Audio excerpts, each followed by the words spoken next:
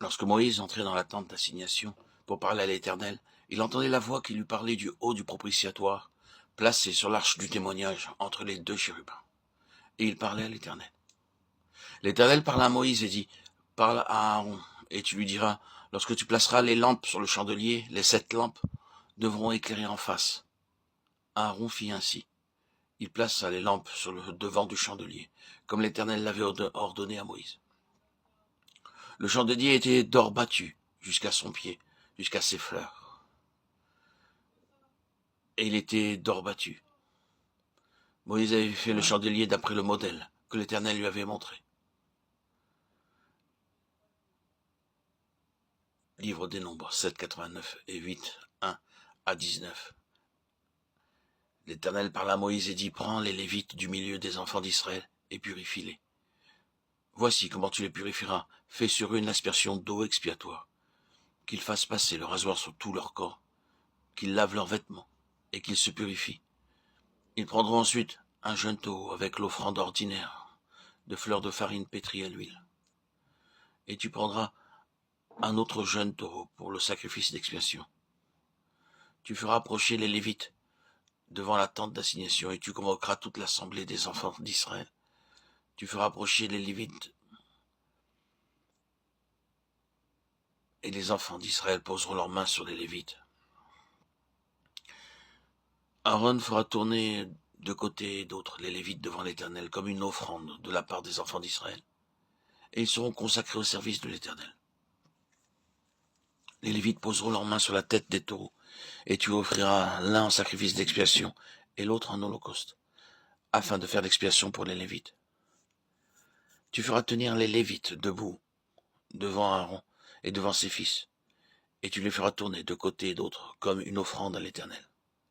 Tu sépareras les Lévites du milieu des enfants d'Israël, et les Lévites m'appartiendront.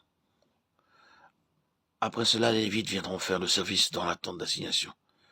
C'est ainsi que tu les purifieras, que tu les feras tourner de côté et d'autre, comme une offrande, car ils me sont entièrement donnés du milieu des enfants d'Israël. Je les ai pris pour moi à la place des premiers-nés, de tous les premiers-nés des enfants d'Israël. Car tous les premiers-nés des enfants d'Israël m'appartiennent, tant des hommes que des animaux, le jour où j'ai frappé tous les premiers-nés dans le pays d'Égypte. Je me les suis consacrés. Et j'ai pris des Lévites à la place de tous les premiers-nés des enfants d'Israël. J'ai donné les Lévites entièrement à Aaron et à ses fils, du milieu des enfants d'Israël, pour qu'ils fassent le service des enfants d'Israël, dans la tente d'assignation, pour qu'ils fassent l'expiation pour les enfants d'Israël, et pour que les enfants d'Israël ne soient frappés d'aucune plaie en s'approchant du sanctuaire. Je voudrais rappeler les choses importantes qui se trouvent dans ces versets. À l'origine, le découpage des versets n'existait pas. En rédigeant le Pentateuque, Moïse n'a pas indiqué de chapitre. Ce découpage en chapitres a été introduit par la suite pour faciliter la lecture de la parole de Dieu. Le dernier verset du chapitre 7 du Deutéronome nous dit lorsque Moïse entrait dans la tente d'assignation pour parler avec l'Éternel. Il entendit la voix qui lui parlait du haut du propitiatoire placé sur l'arche du témoignage entre les deux chérubins, et il parlait à l'Éternel. En continuant la lecture dans les chapitres suivants du livre des Nombres, nous voyons que cette loi spirituelle qui doit gouverner l'Église implique que tous les mouvements de Dieu soient conduits par le Saint-Esprit. Dans le chapitre 9, Dieu ordonna à Moïse de faire confectionner des trompettes d'argent. L'argent est en relation avec la rédemption, et ces trompettes nous parlent de la voix de Dieu. Si nous sommes nés d'en haut, c'est pour apprendre à entendre la voix de Dieu. Pour vivre cela, nous devons être libérés de nous-mêmes, d'une part et d'autre part, en tant que peuple de Dieu, placé sous son autorité. Nous devons lui laisser le soin de nous conduire et de nous gouverner entièrement.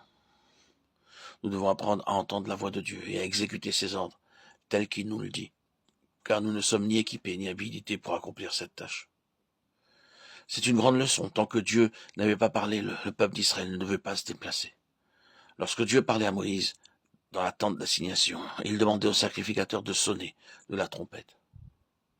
Tout le peuple d'Israël sortait de ses tentes et dans le silence, il entendait le message par lequel Moïse transmettait les ordres de Dieu. Tous les mouvements du peuple d'Israël étaient essentiellement gouvernés du ciel. Nous devons être un peuple céleste et spirituel, amené sur une base céleste et appelé à dépendre expérimentalement du ciel. Nous devons percevoir la voix de Dieu dans notre esprit, de manière à travailler selon les directives de Dieu. C'est ce qui nous est montré dans ce livre des Nombres. Le chandelier nous est présenté dans la suite de notre lecture, mais on ne voit pas très bien la relation entre ce que nous venons de dire et cette mention du chandelier. Cependant, la suite est très significative car ce chandelier nous parle du témoignage de Dieu.